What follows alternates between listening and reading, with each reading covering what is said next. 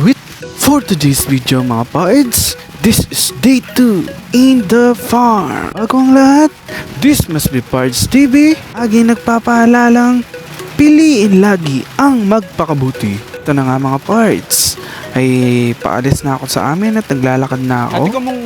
Meron na kausap si Kuya Jun. Sabi ko may bibigay lang ako sa bukid, diba? May pinagawa yung bale, inaanak ko na project niya. Pinirit ko sa amin kasi nagpiprint din kami sa sa bahay. Ihatid ko na lang, pupunta din naman ako sa bukid. So guys, naglalakad lang ako. Pupunta ako ng bukid. Dito tayo ngayon papunta ng bukid. And let's enjoy. And madalang na naman to. Hay, gaano pa na ako. Naglalakad kasi ako. Hindi na ako sanay maglakad. May bike doon, kaso lang yung motor dala-dala ni tatay. Kaya no choice.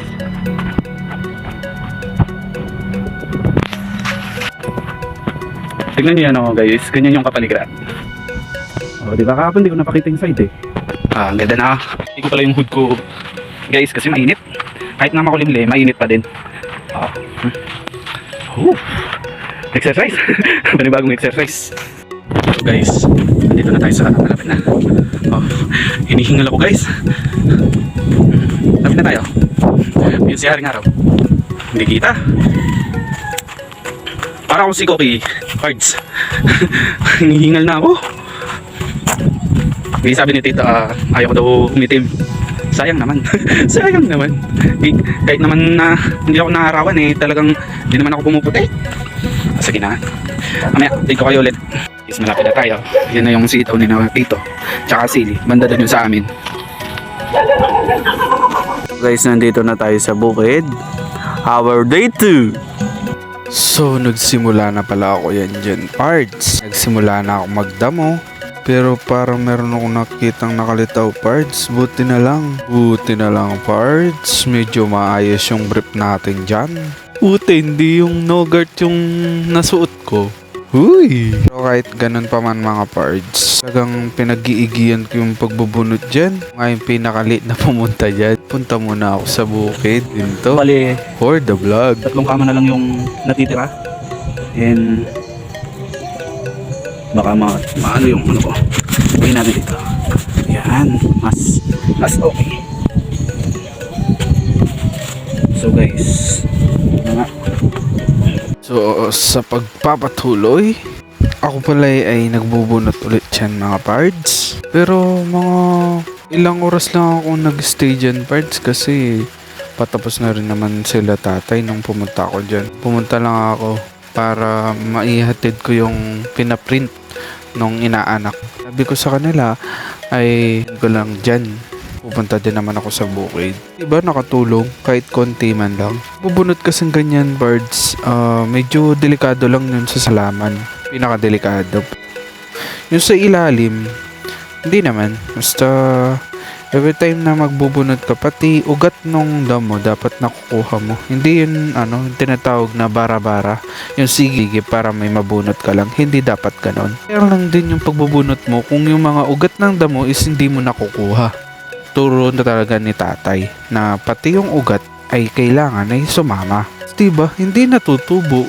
Meron yung panibago pero yan dati na hindi na. Diyan na damo parts na talagang mahirap alisin. Kaya din kung ialis or bunutin yung isang damo na yun. So sa pagmamadali nga, napansin ko ang bilis naman ni tatay. Una pa ako dito nahabol pa naman ako. Pero pinilisan ko dyan, Fards. Pero sabi ko, inahabol na ako ni tatay. Parang ang dating bagal-bagal kong magtrabaho dito. Kaya iya na din dyan si tatay. Sabi niya, tara na. Bukas naman. Total, konti na lang naman yan. Okay, o sige, tara na. Sabi ko sa kapatid ko, alis na tayo. Tayo sa taas. Pero sabi ko, hindi ko pa napapakita yung outfit ko Yan yung pala yung outfit ko. Hoodie, jacket, tsaka pants na denim. Tapos nakakrocs ako pala yung sa taas ng aming pananim. So, nandito ako dun sa pinsan ko dito. guys, ito yung mga pinsan ko guys. Tumira ka pater. Tumira ka pa. Sige, bisa mo. punto nito, parts, ay dito kasi yung talagang tambayan namin pag tumiting kami sa tanawin dito, yung view baga. Naisip ko dito, parang kailan lang bata kami naglalaro kami dito.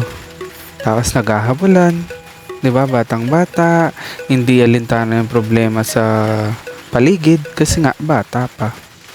Yan, yung gawain natin, magbabato kami sa fish pond kasi dati pero ngayon pala yan na lang. Dati pala isdaan yun. Bata kasi kami talagang patok na patok yung fish pond dito, yung pag mag-aalaga ka ng mga isda. Pero nung makilaki kami, medyo wala na. Medyo humina, bumaba yung presyo, kaya kinonvert na lang yung palaisdaan into palayan. Yun. Kaya ayos din naman, at least kumikita pa din. Yan pala, pards, ang ginagawa ko is naglalakad-lakad ako para may exercise ako. Tapos tinitignan ko yung dating mga pinaglalaroan namin.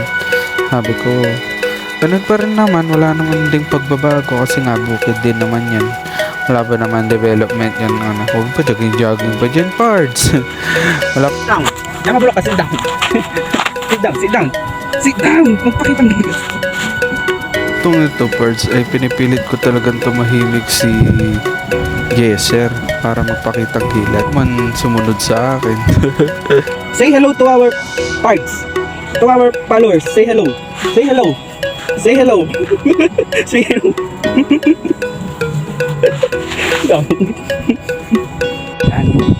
Dami din. Part doon banda.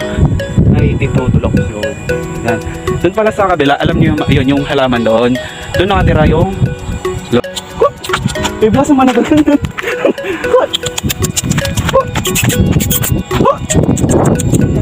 Yes, sir! Ayaw niya sa akin, Park. Ayaw niya, bastos siya, Park. Bastos. Yes, sir!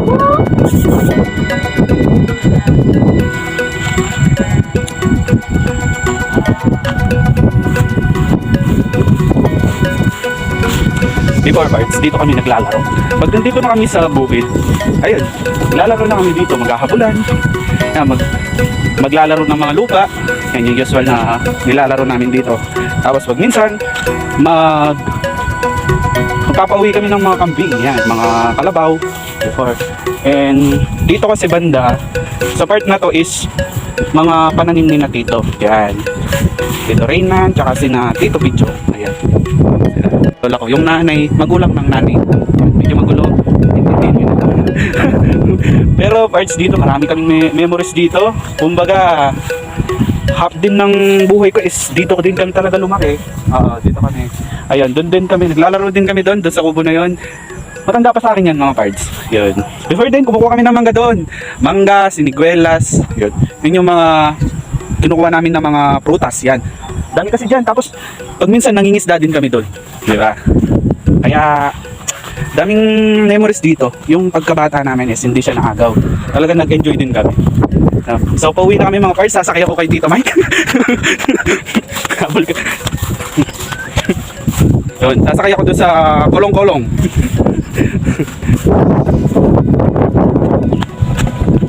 Sabi ako, Mike!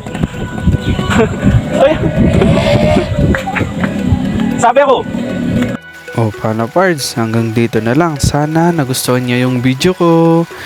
Thank you for watching and follow for more.